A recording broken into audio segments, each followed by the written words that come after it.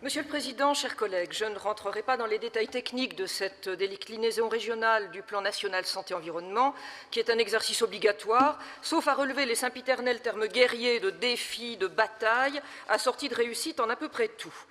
Vous choisissez donc deux thèmes prioritaires. Premier défi, la qualité de l'air.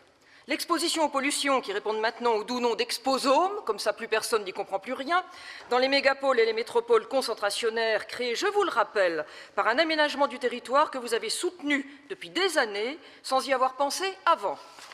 Le second, l'alimentation.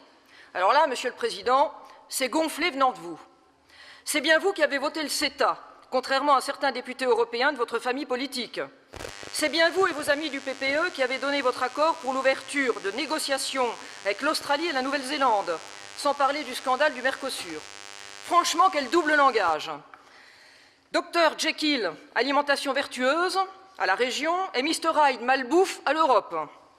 Et pour la gouvernance de ce nouveau plan régional de santé-environnement, on retrouve les deux acteurs majeurs des mauvais choix politiques qui ont amené la désertification médicale en France et dans notre région, l'État d'abord par le biais des préfets, et en second lieu l'Agence régionale de santé, qui n'est que le faux-nez des organismes qui l'ont précédé.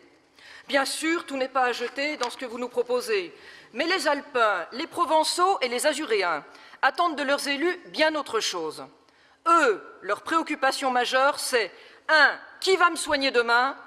2. Qui va soigner mes enfants? 3. Qui va s'occuper de mes parents dépendants? C'est ça, Monsieur le Président, les grands défis d'aujourd'hui et de demain.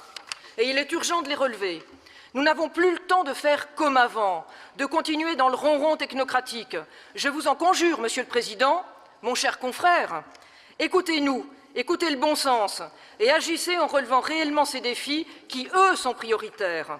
Nous voterons donc contre cette délibération. Je vous remercie.